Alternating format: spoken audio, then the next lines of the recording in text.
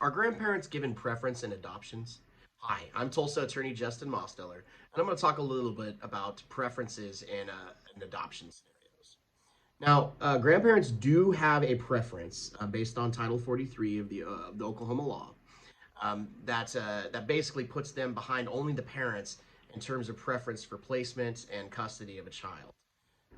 However, in the adoption context, there are a lot of preferences that are in play. So there's a preference, for instance, that all of the siblings in an adoption case be placed together. That goes along with the preference for grandparents, but it can at times override the preference for grandparents.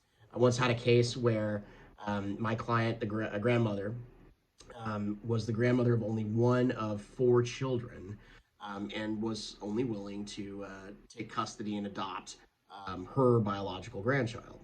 Now, in that case, the relationship and the bond between the siblings was more important than the preference for the grandmother, because the children had gone from home to home to home. They'd always gone together.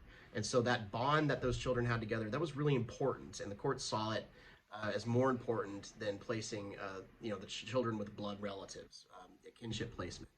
Now, in other scenarios, you might find that the preference of placing children with grandparents is more important than the sibling connections. It just depends on the context and the facts of your specific case.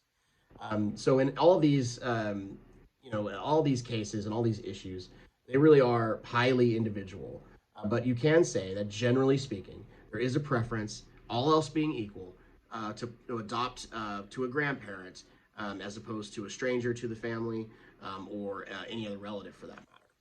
Hopefully, this has answered that question for you. If you have any questions or concerns, comments, please reach out to us. We'd be happy to speak with you. And my name again is Justin Mosteller. Thank you for your time. Thanks.